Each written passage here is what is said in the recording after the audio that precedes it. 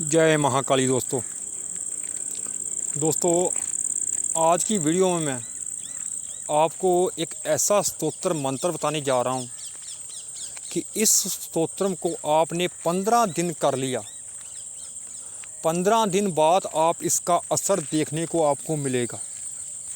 जितनी मर्जी आपकी आर्थिक स्थिति खराब है और आप चाहे कर्ज के नीचे भी दबे हुए हैं, 15 दिन बाद आपको पता चलना शुरू हो जाएगा कि आपकी आर्थिक स्थिति सही हो सकती है, हो रही है।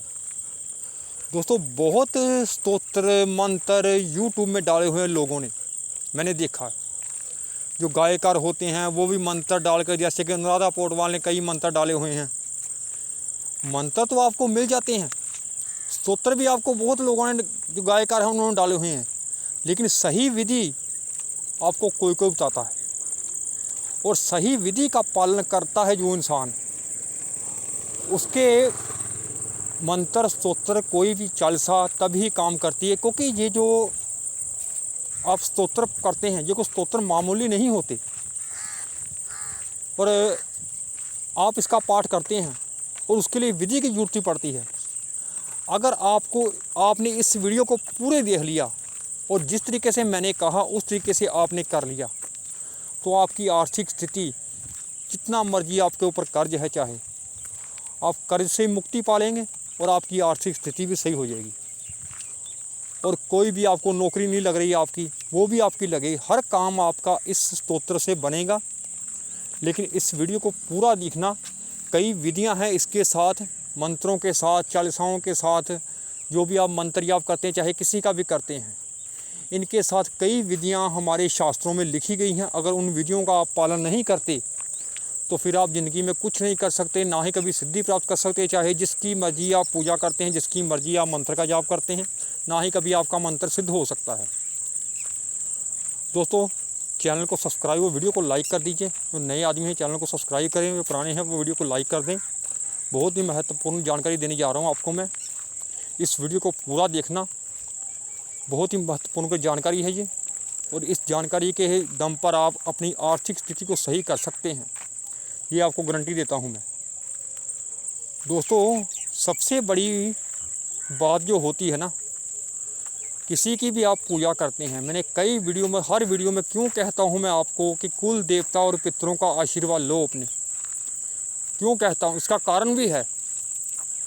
जब तक आप अपने कुल देवता और पितरों का भोग नहीं देंगे, उनका दीपक नहीं, चाहे महीने में आप एक बार जलाएं, लेकिन उनका दीपक जरूर जलाएं। अपने पितरों को याद करें, उनका पितरों का दीपक जलाएं पीपल के नीचे, अपने पितरों का भोग दें, अपने कुल देवता का भोग दें, चाहे महीने में एक बार ही दें।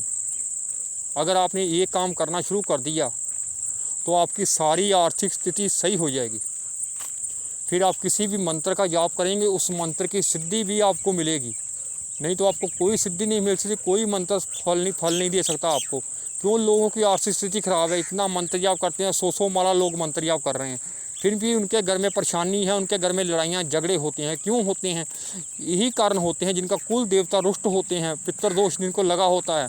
हर घर में पितृदोष लगा हुआ है दोस्तों आजकल, क्योंकि घर की स्त्रियाँ जो हैं वो नियमों का पालन नहीं कर रही। अगर आप पितरों को भोग दे देते हैं, महीने में एक दिन दीपक जलाते हैं, अगर आप भोग नहीं भी देते हैं, और भोग भी जा रहे हैं 2 लड्डू दोस्तों उसके नाम, पितरों के नाम के, अपने किसी कुत्ते को डालकर आप जाकर अमावस के दिन जाकर किसी पीपल के नीचे दीपक जलाने को बड़ी बात थोड़ी है। इतना काम आप कर लिया कीजिए। और कुल देवता का भोग देना है आपने अंग्यारी पर। वैसे तो पितरों का भोग भी अंगारी पर दे सकते हैं, तो अंग्यारी पर दें, अपने घर पर दे सकते हैं, कोई बड़ी बात नहीं है। दीपक आप जलाकर वहाँ रख सकते हैं पीपल के नीचे जाकर, किसी पीपल के नीचे दीपक जला दें। भोग आप घर में दे सकते हैं, कंडे पर दें, गाय का कंडा ले उस पर भोग दे दें। और पितरों का भोग अलग से देना है दोस्तों आपने, और कुल देवता का अलग से देना है। ये नहीं कि आप एक ही अग्नि में दोनों का भोग दें। जैसे कि अमावस के दिन आप पितरों का दे सकते हैं और पूर्णिमा के दिन अपने कुल देवता का दें भोग, उनके नाम का दीपक जला। ये नहीं कि आपको कुल देवता पता नहीं है तो आप उनका दीपक नहीं जला सकते। नहीं भी पता, कोई बात नहीं। अगर मंत्र पढ़कर ओम मेरे कुल देवाय नमः, ओम मेरे कुल देवी कुल देवाय नमः, इस मंत्र को बोलकर आप अग्नि में भोग डाल दें। उनका 2 लड्डू का भोग दे दें, उनके नाम का भी, पूर्णिमा के दिन। उसके बाद अगर कोई भी आप कार्य करेंगे तो आपको कार्य में सफलता देखना मिनटों में मिलेगी दोस्तों। और ये जो स्तोत्र बताने जा रहा हूँ मैं दोस्तों, ये बहुत ही शक्तिशाली स्तोत्र है।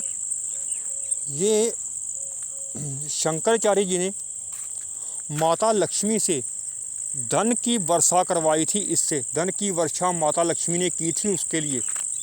ये इतना शक्तिशाली स्तोत्र है, ये धन की वर्षा करने वाला स्तोत्र है, समझ लीजिए।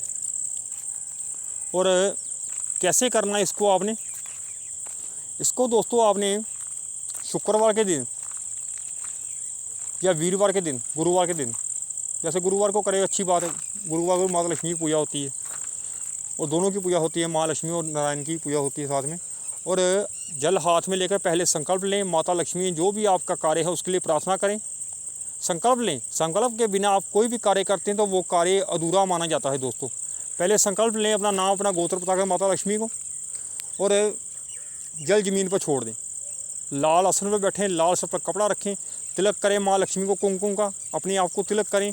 उसके बाद भगवान गणेश का नाम लें, वक्रतुंड महाकाय सूर्यकोटि संप्रभ निर्विघ्नं कुरु मे देव सर्वकार्येषु सर्वदा, 3 बार इस मंत्र को बोलें।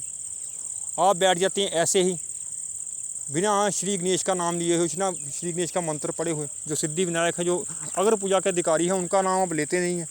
उसके बाद आप अगर आपने 3 पाठ रोज़ के कर लिए दोस्तों, 3 पाठ, तो समझ लीजिएगा कि आपकी आर्थिक स्थिति जो है 15 दिन में आपके घर में बरकत आ जाएगी और आपकी आर्थिक स्थिति मिनटों में सही होनी शुरू हो जाएगी। जितना मर्जी चाहे कर्ज है आपके ऊपर, 3 पाठ आप रोज़ के शाम के टाइम चाहे सुबह के टाइम कर लें, समझ लीजिए कि वही बहुत है। गूगल से आप निकाल लें, इंटरनेट से निकाल लें, आप कनकदारा स्तोत्रम आपने लिखना है। कनकदारा स्तोत्रम आप हिंदी में चाहे कोई भी भाषा में आप पढ़ सकते हैं, जिस भी भाषा में आप चाहें, कनकदारा स्तोत्रम आपने निकालना है इंटरनेट से। और 3 पाठ इसके रोज़ करने। जिस तरीके से मैंने कहा है, सबसे पहले दोस्तों जो मेन है वो है कुल देवता और पितर, जिनका जब तक आप सत्कार नहीं करेंगे, इनका भोग नहीं निकालेंगे, किसी भी कार्य में आपको सफलता नहीं मिल सकती दोस्तों। क्योंकि पितर देवो भव, पितर देवो भव इसलिए कहते हैं क्योंकि पितर देवता माने गए हैं, यानी कि घर के देवता हमारे, और कुल देवता भी हमारे घर के देवता। घर के देवताओं को छोड़कर, अपने माँ बाप को छोड़कर आप दूसरे के माँ बाप की पूजा करेंगे तो आपकी पूजा कौन स्वीकार करेगा दोस्तों? भगवान भी आपकी पूजा स्वीकार नहीं करेंगे, क्योंकि आप अपने घर के देवताओं की तो पूजा कर नहीं रहे और बाहर के देवताओं की आप पूजा कर रहे हैं, तो आपकी पूजा बाहर के देवता स्वीकार नहीं करेंगे। इसके पहले घर के देवता की पूजा करें, फिर बाहर के देवताओं की पूजा करें, तब आपकी पूजा, आपका मंत्र स्वीकार होगा। नहीं तो आप कभी सिद्धि प्राप्त तो बिल्कुल नहीं कर सकते ना। ये तो मेरी गारंटी है आपको कि सिद्धि प्राप्त तो आप कभी नहीं कर सकते, चाहे किसी का भी मंत्र आप करते हैं। क्योंकि जो मेरी वीडियो देते हैं वो महाकाली की ज़्यादा पूजा करते हैं, मंत्र आप करते हैं, सिद्धि प्राप्त करने की इच्छा रखते हैं, वो सिद्धि कभी प्राप्त नहीं कर सकते जब तक आप कुल देवता और पितरों को नहीं मानेंगे। दोस्तों वीडियो लंबी हो रही है, कुछ ही पूछने के लिए कमेंट कर सकते हैं आप। जय श्री महाकाल।